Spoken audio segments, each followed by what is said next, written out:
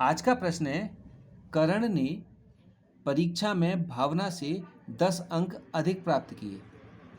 ईशा ने भावना से 5 अंक कम प्राप्त किए हैं।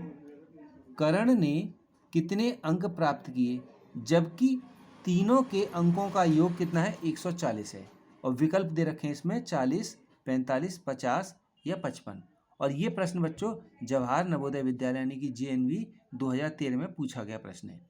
तो सबसे पहले आपको ये जानकारी होनी चाहिए कि देखो, करण ने परीक्षा में 10 अंक प्राप्त किए हैं और किससे? भावना से अधिक। और ईशा ने 5 अंक कम प्राप्त किए हैं, किससे? भावना से। तो दोनों जगह जब हमारा कॉमन क्या आ रहा है? भावना। दोनों जगह भावना आ रहा है, तो हम सबसे पहले भावना के बच्चों इस ऐसी कंडीशन में अंक मान लेंगे अल्फ़ाबेटिकल में कोई नंबर।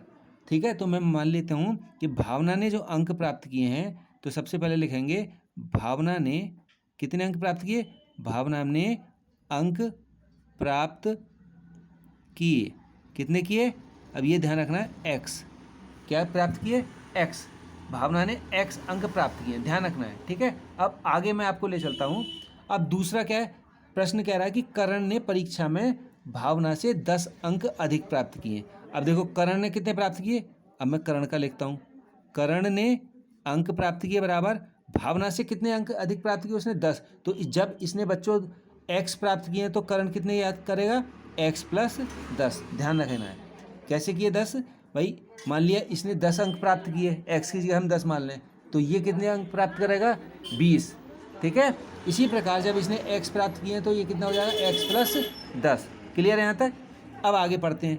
अब कह रहा है अगला प्रश्न, अगली स्टेप करता था हमारा कि ईशा ने भावना से 5 अंक कम प्राप्त किए। किसने? ईशा ने। ईशा एक लड़की है, उसने भावना से कितने अंक प्राप्त किए हैं? कम, 5। तो मान लिया इसने x प्राप्त किए थे, तो इसने इसमें 5 हम कम कर देंगे।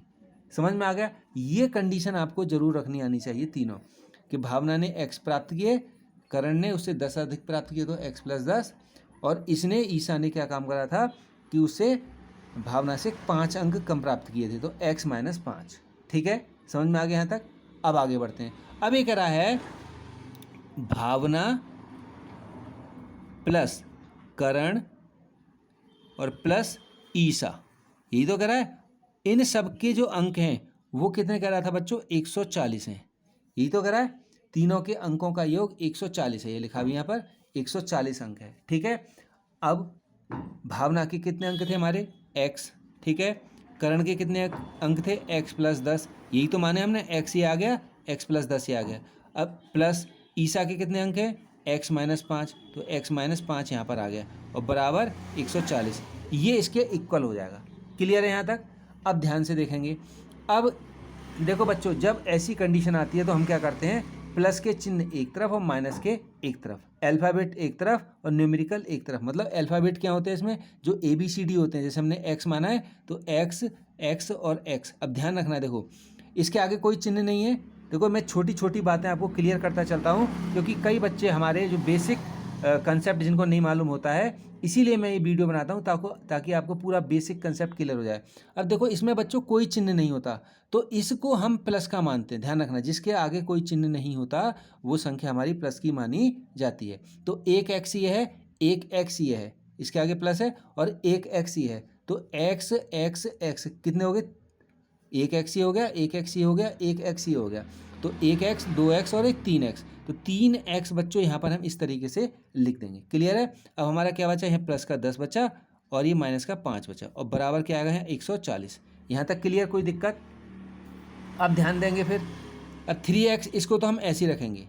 ठीक है, 3x को ऐसे ही रखेंगे। अब इन दोनों को हम क्या करेंगे? कैलकुलेट करेंगे। अब देखो, ये प्लस का 10 है। अब देखो, छोटी छोटी बातें मगर आप यहाँ पर गलती कर देते हैं। कई बच्चे 10 और 5 15 करके जोड़ देंगे, फिर गड़बड़ हो जाएगी। तो क्या करना है हमें? तो यहाँ पर 10 है और यहाँ पर 5 है। अब देखो, जिस संख्या के आगे जो चिन्ह है हम उसका चिन्ह उसको मानेंगे। तो ये 10 का है तो ये प्लस का निशान है, ये 5 का है तो ये माइनस का निशान है। ठीक है, तो माइनस के 5 और प्लस का 10, तो क्या आ जाएगा हमारे यहाँ पर? 3x और प्लस 5। कैसे आया ये 5? ये भी ध्यान रखेंगे आप।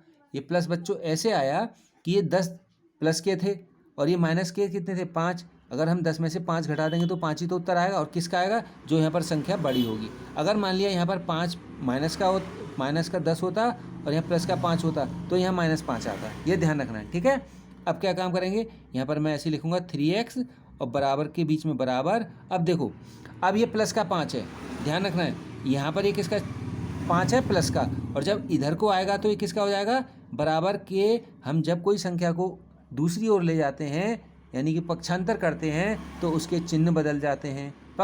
इसके जब चिन्ह बदलेंगे तो ये क्या हो जाएगा 140, और ये प्लस का 5 था तो किसका हो जाएगा बच्चों, माइनस का। तो अब मेरा उत्तर आ गया 3x बराबर 135। यहाँ तक क्लियर हो गया होगा आपका, 3x बराबर 135, क्लियर है। अब आगे बढ़ते हैं, ये है 3x, ध्यान रखना है।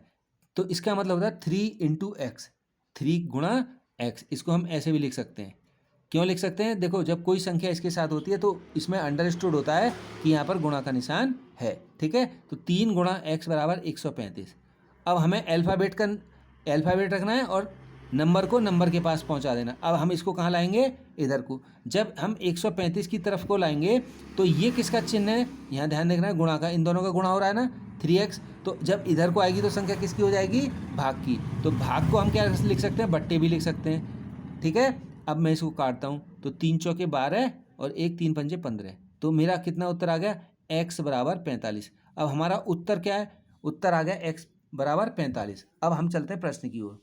तो अब प्रश्न की ओर मैं आपको ले चलता हूँ। अब देखिए प्रश्न में क्या पूछा था हमसे कि कर्ण ने कितने अंक प्राप्त किए, और कर्ण के अंक कितने थे बच्चों हमारे, यहाँ से ध्यान से देखोगे तो मैंने जब बताया था कि कर्ण के अंक कितने थे, x + 10। तो x का मान मेरा कितना आया था, 45। तो अगर मैं 45 में 10 जोड़ दूंगा तो कितना हो जाएगा, बताइए। 45 में 10 जोड़ दिए तो 55, यानी कि 55। यही हमारा आंसर होगा, यानी कि विकल्प जो डी है ये हमारा सही होगा। Thank you for watching.